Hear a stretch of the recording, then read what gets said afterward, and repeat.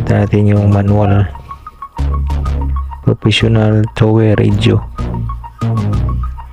Right, ito yung kaya mga previous hook nya.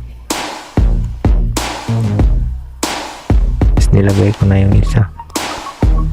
Ito yung kayang charger, dalawang kayang charger. Yo, what's up mga kamoto, welcome back sa ating YouTube channel. For this video mga kamoto, meron tayong i-unboxing na Motorola walkie-talkie mga kamoto. Galing po ito sa Shopee. Ito siya mga kamoto. Right, ito professional FM transceiver. Bali Motorola po ito mga kamoto, no? Ang brand ito ay C1.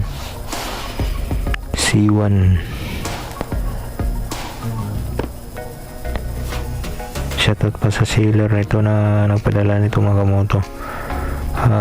Ayan ang nakalagay pa, high capacity lithium battery. Buksan natin mga kamoto. Bali tinanggalan ko na siya ng bubble wrap. Ito siya. Bungat natin yung manual professional two-way radio. Right, ito yung kaya mga previous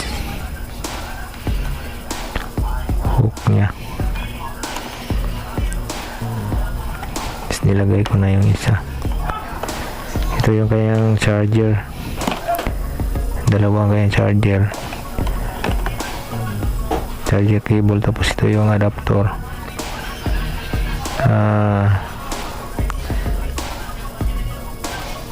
10,000 mAh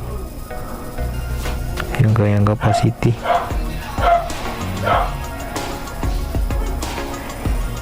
Pwede ito isaksak dito dalawa yung charger, cable nya.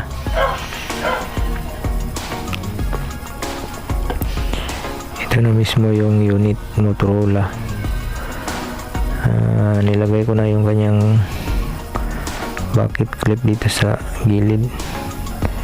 Tapos nilagay ko na dito ng battery. Ang paggawa nito mga kamoto, yan, ganyan mo lang. Ayan. Ayan, may 16 channel po ito mga kamoto. Dapat ganitong, ito yung kanyang receiver, dapat parehas kayo ng channel para makapag-usap kayo sa kanyang kasama. Nasa loob na yung battery nya. Ito yung kanyang saksakan ng headset mga kamoto. At saka dito yung charger. Sa kabila naman, ito yung kanyang pagpupalit ka ng channel. Halimbawa, palit ka ng channel, ayan, channel 4 hanggang channel 16 yan mga kamoto. Dapat magkapares kayo ng channel para makapag-usap kayo sa yung kausap, para magkaintindihan kayo, para magka-connect silang dalawa. Ito naman sa gilid mga kamoto, ito yung kanyang pinditon nito, yung pag gusto mo nang kausapin yung kausap mo, dito mo na i-press mo lang dito. Bago ka magsalita mga kamoto, kailangan mo i-press mo na to yung gilid. Tapos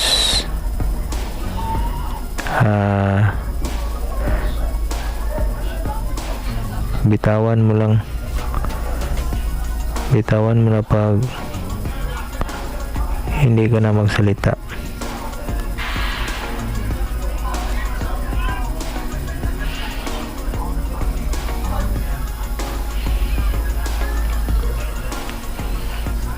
Bali, natis ko na pala ito mga kamoto, hanggang 2 km lang yung kaya niya. Ang nakalagay dito sa manual is kaya daw hanggang 10 km. ito nakalagay sa manual,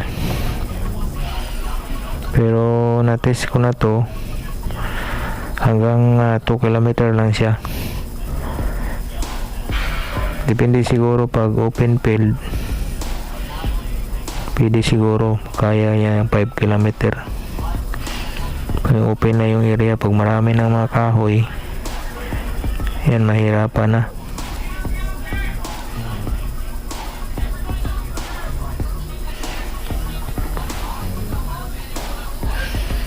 Right. Bali, nabili ko lang to sa Shopee. Lagay ko lang dyan sa description yung kanyang link ng pinagduran ko. Mura lang to mga kamoto.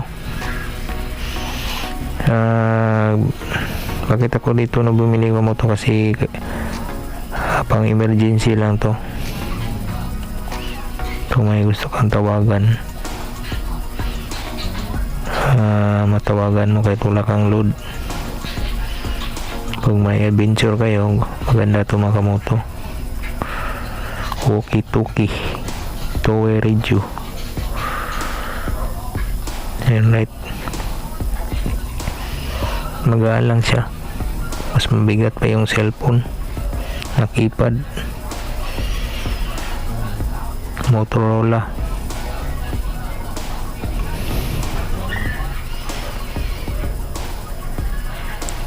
Maganda to sa mga nag-adventure para hindi kayo mawala sa iyong mga kasama. Alright mga kamoto, yun lang siguro yung ating vlog natin for today's video. Kung bago ka pa lang sa aking channel, please like and share and subscribe, and pakipindot mo yung notification bell para updated ka sa mga video na aking upload. God bless po, and kita-kits sa susunod vlog. Peace out.